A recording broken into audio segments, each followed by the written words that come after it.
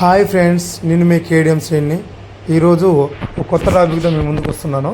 అదే చేపల డిపార్ట్మెంట్లో ఎన్ని రకాల స్కీమ్స్ ఉంటాయి, ఎక్కడ అప్లై చేసుకోవాలి, ఎవరిని కన్సల్ట్ కావాలి, వాటి గురించి నేను వివరిస్తున్నాను. ఈరోజు మనం కొత్తగా ఎన్ఎఫ్డిబి గురించి కూడా వివరిస్తున్నాను. ఎన్ఎఫ్డిబి అనేది సెంట్రల్ గవర్నమెంట్ సంస్థ. సో మన ఏ స్కీమ్స్ వచ్చినా కూడా దీని ద్వారా మనకు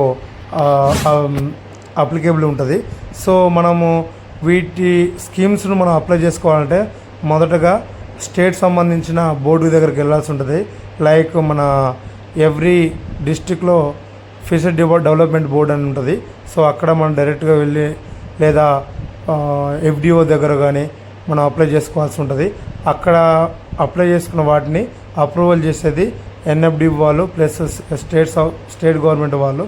సో మనకు ఎన్ని రకాల స్కీమ్స్ ఎప్పుడు అప్లై చేసుకోవాలని వాటి గురించి ఈ షార్ట్ వీడియోలో వివరించలేకపోతున్నా. మీకు ఎలాంటి ఇన్ఫర్మేషన్ కావాలన్నా దయచేసి నాకు కామెంట్ పెట్టండి, మీకు అన్ని రకాలుగా సపోర్ట్ చేయగలుగుతాను. సో ఫ్రెండ్స్, ఈరోజు వీడియో మీకు నచ్చినట్టయితే దయచేసి అందరికీ షేర్ చేయండి, లైక్ చేయండి, కామెంట్ చేయండి ఫ్రెండ్స్.